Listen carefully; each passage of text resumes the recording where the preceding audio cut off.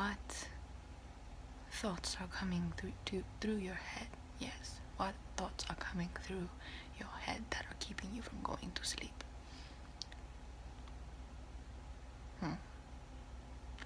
You don't know what your place in this world is. Okay.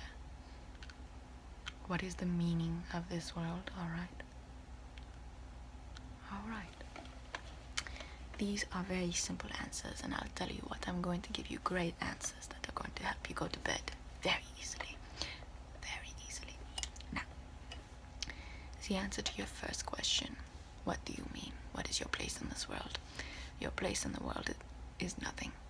You are a being, you are existing, you are alive, but you are nothing. Nothing at all. Nothing. You are nothing. You mean nothing. You are nothing. You have no purpose. There is no purpose to life. There is no purpose to anything except for the things that we create ourselves. This pipe, it was fabricated. It is meant, it has a use. It is used to be smoked with. You put things in it. You put things in it. You light it on fire, and then you smoke it. That is its only function. It serves a function. That is the purpose of it. We know the purpose of it. We utilize it for that reason. You'll never see a pipe being used for any other reason except for maybe other reasons, but that is the intention of a pipe. It is there to serve a function. Let me see. This clock, for example. We use this clock to measure our days. We use it to tell us what time we go to work, what time we go to bed, what time we go to school, what time do we do anything, what time do we eat lunch, dinner, breakfast, what time do we go to see our friends, what time do we try and cancel to not see our friends. It's really such a useful device that we have several functions for, but in all essence it boils down to one function, and that is the function of telling us when to do something. Now, this little ring here, it is purposefully designed to make us remember exactly what time, if you were to put it on and where it would function. Once this ringer goes back and forth and strikes the bells, it will tell us exactly when we should be doing what we should be doing in case we forget by not looking at the clock. So, for example, if it were to hit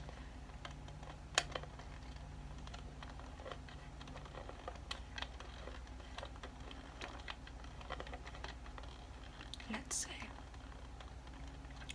6 o'clock.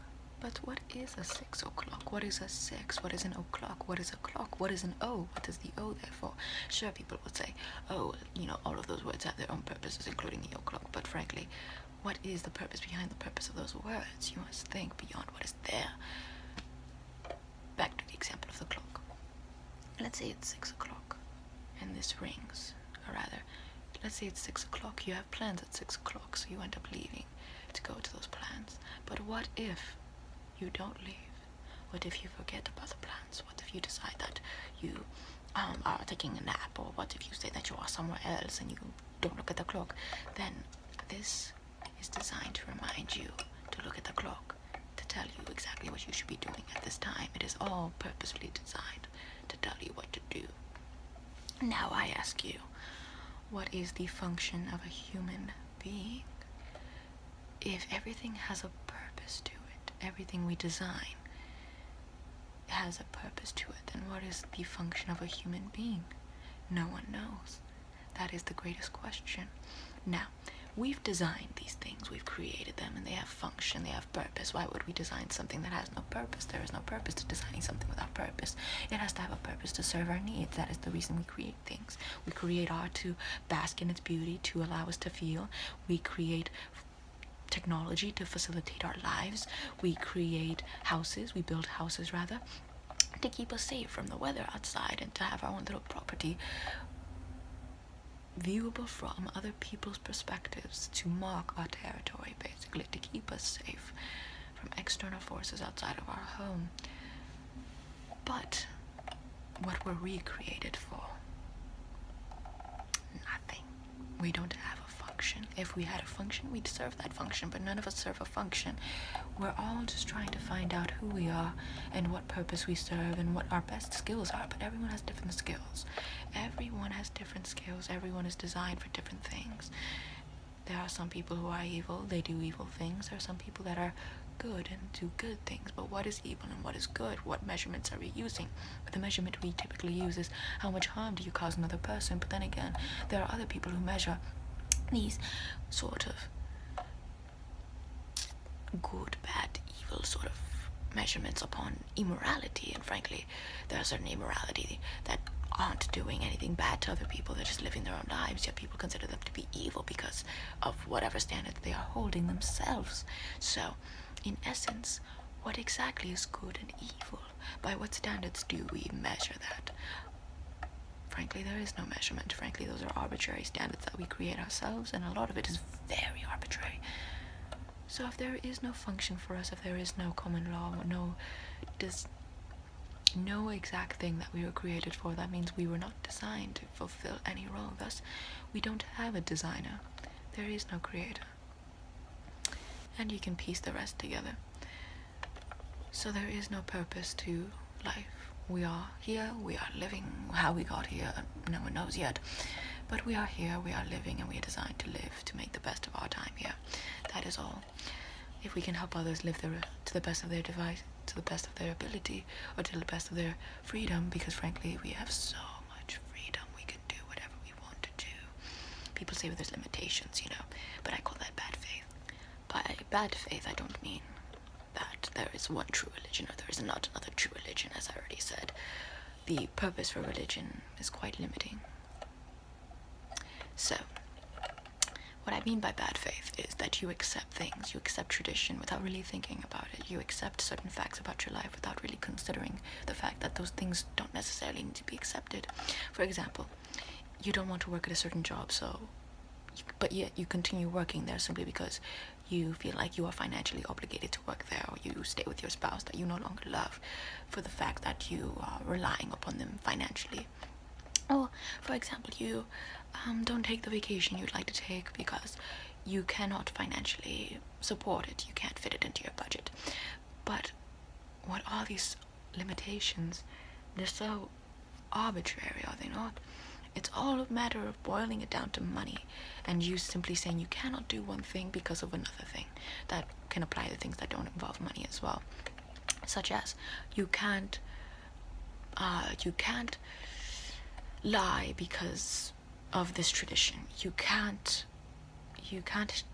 associate yourself with other people that conflict with the tradition of your family if not associating with those sort of people.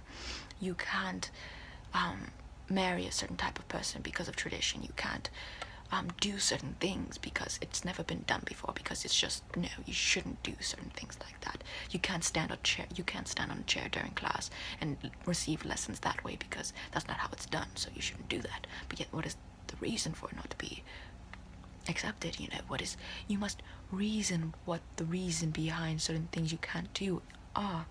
You can't walk around and at your leisure while other person talks. If someone bores you, you can't just walk away. Why can't you walk away? They're boring me. I'd like to walk away and do something more substantial with my time, or at the very least relieve myself from this droll and dull person. So you must always consider the reason behind the reason as to what you're doing certain things. That is, otherwise you have bad faith. But as I was going on about money, considering how I'm so passionate about the limitation of life and how people are so passive when it comes to their limitations concerning money. When it comes to money, I believe is the root of all evil. I mean, people say the love of money is the root of all evil, but I believe that money is the root of all evil. You see, capitalism limits the mind, limits the man. I myself am a fan of Marxism. I visited Che Guevara, and Fidel Castro and everyone over there. So I do believe that capitalism limits the man.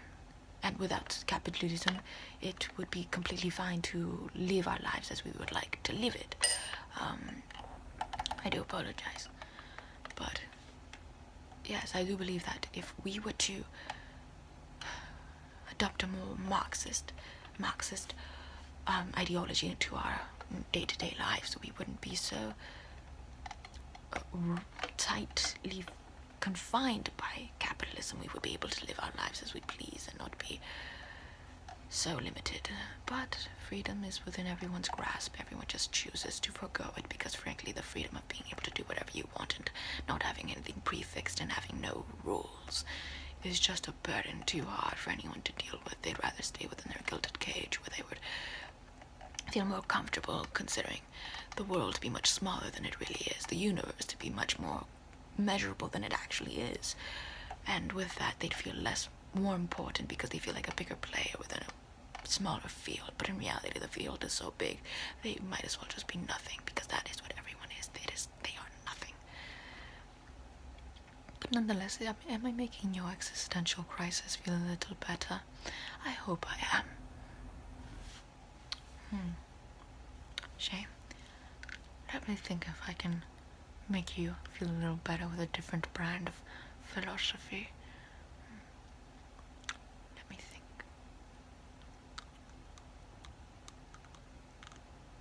Well, there is the further idea of nothingness.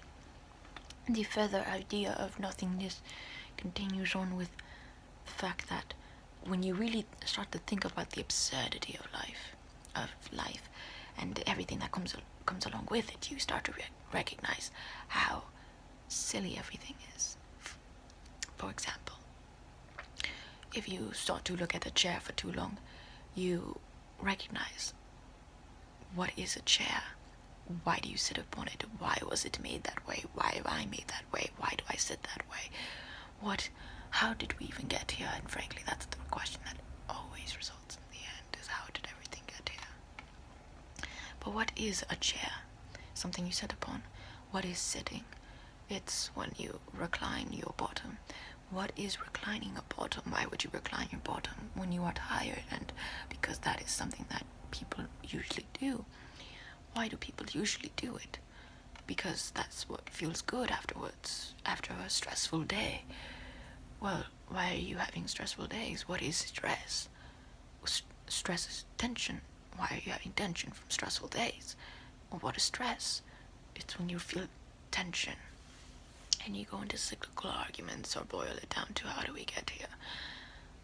And then you have to recognize the fact that you are that everything in the world, everything, this pipe, my glasses, my eye, everything is fake. We created the rules, we created the standard. Trees are not trees. Why do we call them trees? What are trees? Are they not the pimples of earth? No, the volcanoes are pimples of earth. But yet we call them volcanoes, and they wipe us out. If we are on the face of the earth, and it still has pimples that are exploding, does that not mean that the earth is a teenager? And if this is a teenager, then what is it going to look like as an adult? Or will it be swallowed by the sun by the time it becomes an adult? What is anything? Am I making your existential crisis feel a little better? Yes? Okay, excellent. That is so great to hear. I am Jean-Paul Sartre, so I obviously make people feel better about themselves by reminding them of how nothingness everything is, and how nothing everything they are. Their parents mean nothing, their grandparents mean nothing, everyone means nothing.